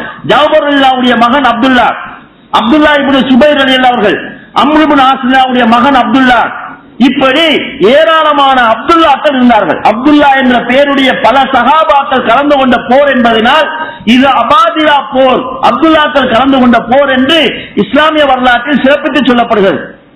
இவ்வளவு பெரிய மார்க்க அறிஞர்கள் போராடி பெற்ற பூமிதான் தூனிசியா பூமி. இந்த பூமியிலே இஸ்லாத்தின் பேரில் ஒரு முஸ்லிம் என்று ஆட்சி செய்கிறார். அங்கு பலதார மனம் தடை செய்யப்படுகிறது. பர்தா போடுவது தடை செய்யப்படுகிறது, தாடி வைப்பது தடை செய்யப்படுகிறது, ரமலான் மாசத்திலே நோன்பு பிடிக்காத பிரச்சாரம் செய்யப்படுகிறது என்றால் எவ்வளவு பெரிய ஒரு துரோகம் என்று சிந்தித்து பாருங்கள். இந்த சகாபாக்கள் சிந்திய ரத்தத்துக்கெல்லாம் என்ன பதில் சொல்ல போகிறோம்? எத்தனை உயிர்களை பழியிட்டு இந்த பூமிகளை பிடித்திருக்கிறார்கள். எதற்காக பிடிச்சாங்க? காசுக்கு பிடிச்சாங்களா? இதை பிடிச்சி சொத்து சேர்க்கொண்டு பார்த்தாங்களா? இஸ்லாத்தை பரப்போன்றதுக்காக செஞ்சாங்க. அவங்க உயிர் கொடுத்தது இந்த பூமியில எல்லாம் இஸ்லாம் வாழ வேண்டுவதற்காக. ஆனால் இதே பூமியிலே அந்நிய சக்திகளுடைய சூழ்ச்சியின் காரணத்தினாலும், ஆட்சியாளர்களுடைய முறைகேடின் காரணமாகவும், பொதுமக்களுடைய அக்கறையின்மையின் காரணத்தினாலும் இஸ்லாத்தின் பேரிலே, இஸ்லாம் அந்த முஸ்லிம் பூமியிலே இஸ்லாம் சாகடிக்கப்படுகிறது. கண்ணியத்துக்குரிய சகோதரர்களே, இந்த போருக்கு பிறகு அந்த நாட்டில் இருந்த நிலையை தளபதி உக்பத் இப்னு ஆமீர் ரலியல்லாஹு அவர்கள் சொல்லுகிறார்கள். சஹாபாக்களை கூப்பிட்டு சொல்றாங்க, இந்த மக்கள் காட்டுமிராண்டிகள், பர்பரிகள் என்று சொல்வார்கள். காட்டுமிராண்டிகள், நன்மதிமை அறியாதவர்கள். இவர்களை ஆயுதத்தின் மூலமாகத்தான் கட்டுப்படுத்த முடியும். அப்படித்தான் பழக்கப்பட்டிருக்கிறாங்க. நாங்க இந்த நாட்டை கைப்பற்றிட்டு போனோம்னு சொன்னா நாட்டை சீரழிச்சிருவாங்க. நாங்க இவங்களோட கூடி இருந்தோம்னா எங்களை சீரழிச்சிருவாங்க. எனவே நாங்கள் அவர்களுக்குள் கலந்து விடாமல், அவர்கள் எங்களுக்குள் கலந்து விடாமல், அவங்களும் கெட்டு போகாமல் பக்கத்திலே இருந்து அவர்களை பாதுகாத்து நேர்வழிப்படுத்த வேண்டிய கடமை எங்களுக்கு இருக்கிறது. இதை எப்படி செய்வது என்று பேசி ஒரு முடிவு செய்கிறார்கள். அந்த ஊரிலே, அந்த நாட்டிலே ஒரு புதிய நகரத்தை உருவாக்க வேண்டும். அதிலே முஸ்லிம்களை குடியமர்த்த வேண்டும். இந்த முஸ்லிம்கள் அவர்களுக்கு தௌவா செய்ய வேண்டும். முஸ்லிம்களை பார்த்து அவர்கள் இஸ்லாத்தின் பக்கம் மீள வேண்டும். இவர்களை இந்த அடிப்படையிலே நல்வழிக்கு கொண்டு வருவோம் என்று முயற்சி செய்கிறார்கள். அந்த அடிப்படையிலே தான் தளபதி உக்பத் இப்னு ஆமீர் ரலியல்லாஹு அவருடைய தீர்மானத்தின் பிரகாரம் கைரவான் என்ற ஒரு நகரம் உருவாக்கப்படுகிறது. அதிலே ஜாமியா உக்பத் இப்னு ஆமீர் என்று தனியான மஸ்ஜித் நிறுவப்படுகிறது. கண்ணியத்துக்குரிய சகோதரர்களே, இவ்வளவு அக்கறை எடுத்து முஸ்லிம்கள், அதாவது அந்த வழிகேட்டில் போயிருக்கக்கூடிய மக்களை சீர் செய்ய வேண்டும் என்றதுக்காகவே இடம்பெயர்ந்து குடிபெயர்ந்து அவங்க முயற்சி செய்திருக்கிறார்கள். அந்த தலைமுறை இன்றைக்கு இஸ்லாம் வேண்டாம், எங்களுக்கு மதச்சார்பையில், அதாவது ஆட்சிதான் வேண்டும் என்ற மன சிந்தனையில் இருக்கிறார். இன்றைக்கு போராடுகின்றவர்களுடைய சிந்தனையும் மதச்சார்பின்மைதான். எங்களுக்கு மதம் சாராத ஒரு அரசியல் தேவை என்பதால் அவருடைய சிந்தனையாக இருக்கிறது. கண்ணியத்துக்குரிய சகோதரர்களே,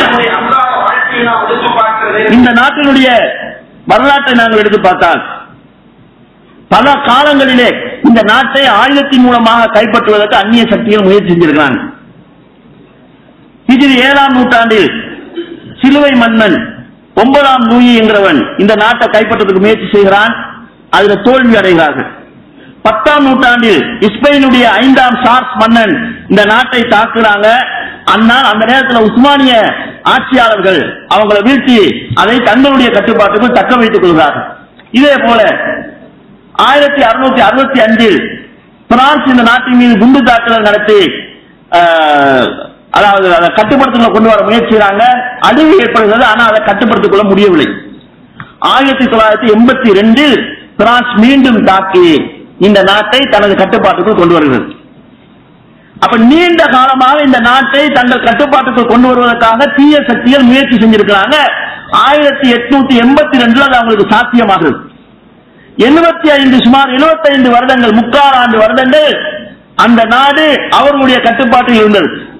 இஸ்லாத்துக்கு எதிரான எல்லாம் அங்கு சர்வசாதாரணமாக மக்களுக்கு கிடைப்பதற்கு ஏற்பாடு செய்யப்பட்டது. எனவே இன்று இருக்கக்கூடிய தலைமுறையும் இவர்களுடைய பெற்றோர்களும் அந்நிய சக்திகளால் வளர்க்கப்பட்ட நிலையில் இருக்கிறதுனால் மார்க்கம் இல்லாத ஒரு நிலையில் அவங்க இருக்கிறாங்க. இதுல இருந்து அவங்களுக்கு விடுதலை கிடைக்குது 1950. அதற்கு பிறகு 33 வருடங்கள் ஹபீப் என்று சொல்லக்கூடிய ஒருவர் மன்னரா இருக்கிறார். இவர் மதசார்பின்மை என்கிற சித்தாந்தத்தின் அடிப்படையில் மக்களை வழி நடத்திட்டு வந்தார். இவர் மீது மக்களுக்கு எதிர்ப்பு இருந்தது. இவரை வீழ்த்திட்டு 1989 அதாவது ஜெயிலாபின் பில் அடி இவர் ஆட்சிக்கு வந்தார். முன்னால் இருக்கிறவங்க கூடாது என்று சொல்லித்தான் பின்னால் உள்ளவங்க ஆட்சிக்கு வராங்க. வந்தவன் அதை விட மோசமான நிலையில தான் இருக்கிறாங்க. இன்றைக்கு வரைக்கும் அந்த நிலை தொடர்ந்து கொண்டிருக்கிறது. கண்ணியத்துக்குரிய சோழர்களே, இதெல்லாம் வச்சு பார்க்கிற நேரத்தில் இந்த நாடுகளை மீட்பதற்காகவும் இந்த நாடுகளை நன்னிலைக்கு கொண்டு வருவதற்காகவும் ஏராளமான உயிர்கள் பலியிடப்பட்டிருக்கிறது. இவற்றை நாங்கள் சிந்திக்க வேண்டியிருக்கிறது. இந்த புரட்சிகள் மூலமாக ஒரு நல்ல மாற்றம் நல்ல ஆட்சி வரும் என்று சொன்னால், அதாவது அந்த புரட்சி செய்கிறவங்களுடைய உள்ளத்திலாவது ஒரு நல்லாட்சியை கொண்டு வர வேண்டும் என்ற எண்ணம் இருக்குமாக இருந்தால் நாங்கள் வரவேற்கலாம். அவங்களுடைய நோக்கம் எல்லாம் இருக்கிற இனம் வேண்டாம், இன்னொருவன் வருவான், அவனுக்கு எதிராகவும் அவங்க புரட்சி செய்கின்ற மனநிலை ஏற்படும். கண்ணியத்துக்குரிய சோழர்களே, இதை சொல்லுகிற நேரத்திலே ஒரு நேரத்தில் உங்களுக்கு இப்படியெல்லாம் பல உயிர்கள் பலி செஞ்சு நம்ம வீணா இன்னொருத்தந்த கையில போய் விழுகிறது தான் நிலையா, எங்களுக்கு முன்னேற்றம் ஒன்று இல்லையா என்கிற நிலைய சந்தேகம் ஒன்று வரலாம்.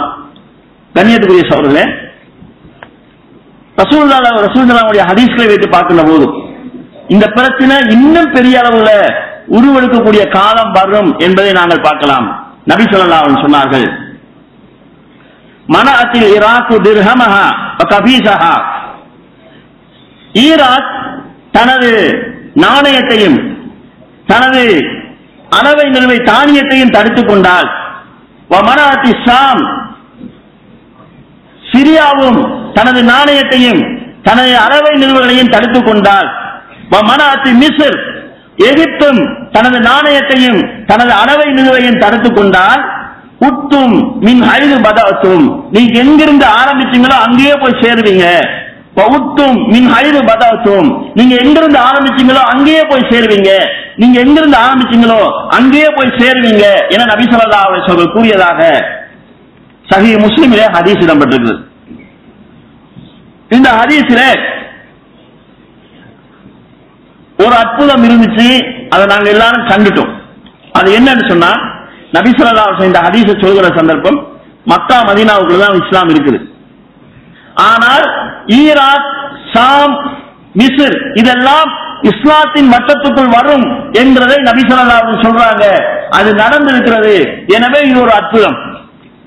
அந்த செய்தியை மாத்திரம் ரசூல் ஸல்லல்லாஹு அலைஹி வஸல்லம் சொல்லாம, ஈராக்கின் நாணயமும் ஈராக்கின் உற்பத்தியும் முஸ்லிம்களுக்கு பயனில்லாமல் போகும், சிரியாவினுடைய நாணயமும் சிரியாவினுடைய உற்பத்தியும் முஸ்லிம்களுக்கு பயனற்று போகும், எகிப்தினுடைய நாணயமும் எகிப்தினுடைய உற்பத்திகளும் முஸ்லிம்களுக்கு பயனற்று போகும். இந்த ஒரு நிலையை நீங்கள் சந்தித்தீர்கள் என்றால், ஆரம்பத்தில் இஸ்லாத்தை ஏற்கின்ற போது எப்படி ஆபத்தான சூழ்நிலையை சந்தித்தீர்களோ அப்படி ஒரு சூழ்நிலையை நீங்கள் சந்திப்பீர்கள், அப்படி ஒரு ஆபத்தான சூழ்நிலையை நீங்கள் சந்திப்பீர்கள், அப்படி ஒரு ஆபத்தான சூழ்நிலையை நீங்கள் சந்திப்பீர்கள் என நபி ஸல்லல்லாஹு அலைஹி வஸல்லம் சொல்கிறார்கள்.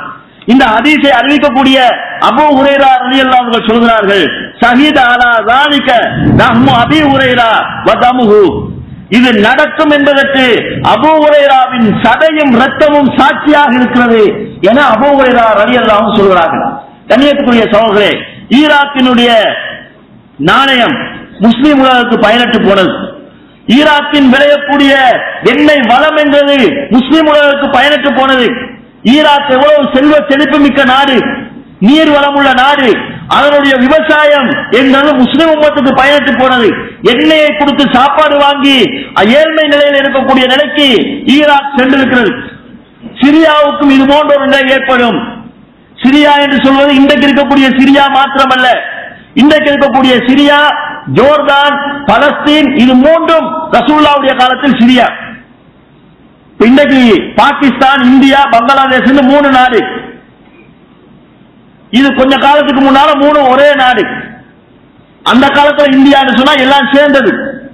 அப்ப ரசூல் ஸல்லல்லாஹு காலத்துல சிரியா, ஜோர்தான், பலஸ்தீன் எல்லாம் ஒரு நாடு. ஷாம் என்ற பெயரை கொண்டுதான் அவைகள் அழைக்கப்பட்டது. இந்த நாடுகளுடைய பொருளாதார உற்பத்திகள் முஸ்லிம் உம்மத்துக்கு பயனற்று போகும் என்பதை இந்த ஹதீஸ் சொல்கிறது. அந்த ஒரு ஆபத்தான ஒரு சூழ்நிலையை நோக்கி உலகம் நகர்த்தி கொண்டு, அதாவது இழுத்துச் செல்லப்படுகிறதா என்பது நாங்கள் சிந்திக்க வேண்டிய ஒரு விஷயம். எனவே நாங்க இது எங்களுடைய ஈமானுக்கு பாதிப்பு கிடையாது. ரசூலுல்லாஹ் சொன்னது நடக்குதுன்னு சொன்னால் அது எங்களுடைய ஈமானுக்கு உறுதிக்கான ஒரு நிகழ்ச்சி. நடக்காட்டி தான் நமக்கு ஈமான்ல சந்தேகம், சொன்ன ஹதீஸ்ல நிலைமை ஏற்படும், சந்தேகம் ஏற்படும். சஹாபாக்களிடத்துல முனாபிக்குகள் பயன் காட்டினாங்க. அந்த போர் நடக்க போற சந்தர்ப்பம், காவிர்கள் 10,000 பேர் வராங்க. இன்னன்னாசகத் ஜமாவு அலைக்கும் வஹ்ஷவும், மக்கள் எல்லாம் உங்களுக்கு எதிராக அணிதிரண்டு விட்டார்கள், அவர்களை அஞ்சிக் கொள்ளுங்கள் என்று அவங்ககிட்ட சொல்லப்படுகிறது. இதை கேட்டா பயம் வரணும், 10,000 பேர் அதிக வரானேன்னு பயம் வரணும். ஆனா மூமின்களுக்கு ஈமான் அதிகரிச்சிச்சு, ரசூலுல்லாஹ் சொன்னது நடக்குது, அது அவங்களுக்கு ஈமானுக்கு அதிகரிப்பா இருந்தது. இது ஈமானுக்கு ஒரு அதிகரிப்புக்கான நிகழ்ச்சியாக நாங்கள் எடுத்துக்கொள்ள வேண்டியது. இதே நேரத்தில் கண்ணியத்துக்குரிய சகோதரர்களே, இந்த நிகழ்ச்சிகளினால் முஸ்லிம் உலகத்துக்கு பெரிய முஸ்லிம்களை பத்தி, இஸ்லாத்தை பத்தி ஒரு தப்பான எண்ணம் அந்நிய மக்கள் மத்தியில் ஏற்படுது. முஸ்லீம் ஆட்சியாளர்கள் மோசமானவங்க, வருஷக்கணக்கில் ஆட்சியை பிடிச்சிட்டு இருக்கிறாங்க, கொடுமையாளர்கள் நாம் என்று தவறான ஒரு எண்ணம் ஏற்படுகிறது. அதெல்லாம் இந்த மீடியாக்கள் உருவாக்கக்கூடிய நிகழ்ச்சிகள். அதாவது சின்ன விஷயத்தை பெருசாக ஆக்குகிறார்கள். அதே நேரத்தில் அமெரிக்கா போன்ற நாடுகள் மக்களுக்காக உழைக்கக்கூடிய நாடுகள் என்று காட்டப்படுகிறது. மிகப்பெரிய ஒரு அநியாயக்கார நாடுகள் தான் இந்த நேச நாடுகள். ஈராக்கிலே இதே லிபியாவுல மக்கள் ஆட்சிக்கு எதிராக கிளர்ச்சி செய்வது போல் ஈராக்கிலே ஆட்சிக்கு எதிராக கிளர்ச்சி செய்கிறார்கள். அங்கு கிளர்ச்சியாளர்களை கொள்வதற்காக தனது படையை இந்த நாடுகள் அனுப்பியிருக்கிறது. இவர்கள் பேசுவது நியாயமாக இருந்தால் லிபியாவில் நடந்தது போன்று ஆட்சியாளர்களுக்கு எதிராக இருந்திருக்க வேண்டும். அப்படி இருக்கவில்லை. ஆப்கானிலே கர்சாய்க்கு எதிராக இளைஞர்கள் போராடுகிறார்கள். அவர்களை கொன்று குவிப்பதற்காக படைகள் அனுப்பப்படுகிறது. ஆனால் இங்கே ஆட்சியாளர் மக்களை கொள்கிறார் என்று சொல்லி அதுக்கு எதிராக போராட்டம் நடக்கிறது. எனவே அங்கு அவர்கள் ஆட்சியில் இருப்பவரால் இவர்களுக்கு லாபம் இருக்கிறது. இப்ப ஆட்சி மாற்றம் ஒன்றை கொண்டு வந்து லாபம் அடைய முயற்சி செய்கிறார்கள். மனிதாபிமானம் என்கிறது அறவே இல்லாத நாடுகள் கொடுமைகளை செய்து கொண்டு முஸ்லிம் நாடுகள் முஸ்லிம் தலைவர்கள் மனிதாபிமானம் இல்லாதவர்கள் என்கிற கருத்தோட்டத்தை உருவாக்கி கொண்டு வருகிறார்கள். எனவே அந்த தவறான சித்திரத்திலிருந்து முஸ்லிம் தலைவர்கள் மோசமானவங்க, நாங்க நல்லவங்க என்கின்ற ஒரு சித்திரத்தை உண்டாக்குறார்களே, அதிலிருந்து இந்த உலகத்தை மீட்க வேண்டிய ஒரு பொறுப்பு எங்களுக்கு இருக்கு. அதை தௌவாவின் மூலமாகவும் இவர்களுடைய அநியாயங்களை எடுத்துச் சொல்வதன் மூலமாகவும் நாங்கள் செய்யலாம். தௌவாவின் மூலமாக இஸ்லாத்துக்கும் இந்த ஆட்சியாளர்கள் செஞ்ச தவறுகளுக்கும் சம்மதம் இல்லை என்பதை சொல்லலாம். இதே நேரத்தில் இவர்கள் எல்லாம் கொள்ளையடிப்பவர்கள், என்னைக்காகத்தான் இந்த வேஷங்களை போடுகிறார்கள் என்பதையும் நாங்கள் மக்களுக்கு தெளிவுபடுத்த வேண்டியிருக்கிறது. எனவே கண்ணியத்துக்குரிய சோழர்களே, இந்த நிகழ்ச்சிகளை நாங்கள் சோர்வுக்காக இல்லாமல் எங்களுடைய ஈமானுக்கு பலமாக நாங்கள் எடுத்துக்கொள்ளலாம். அதே நேரத்தில் இஸ்லாமிய வழிகாட்டல் இல்லாமல் செய்யப்படக்கூடிய போராட்டங்கள் பார்ப்பதற்கு நல்லதா இருக்கும், ஒரு அதாவது மகிழ்ச்சியா இருக்கும், அதுல ஒரு உற்சாகம் படைக்கும், இளைஞர்களுக்கு ஒரு பிடிப்பு ஏற்படும். ஆனால் இந்த லாபம் இருக்காது. ஈமான் இல்ல, இஸ்லாஸ் இல்ல, இஸ்லாம் காட்டி தந்த வழிமுறை இல்ல என்று வருகின்ற போது அது ஆபத்துக்களைத்தான் தேடித்தரும், அழிவுகளைத்தான் தேடித்தரும், நன்மையை தேடித்தராது. எனவே நாங்கள் எதிலும் இஸ்லாத்தை ஒரு வழிகாட்டியாக வைத்துக் கொண்டு எங்களுடைய பிரச்சாரமாக இருந்தாலும் சரி, முன்னெடுப்புகளாக இருந்தாலும் சரி, இஸ்லாமிய வழியில் தான் அதை அமைத்துக் கொள்ள வேண்டும். பிஸ்மில்லாஹிர் ரஹ்மானிர் ரஹீம்.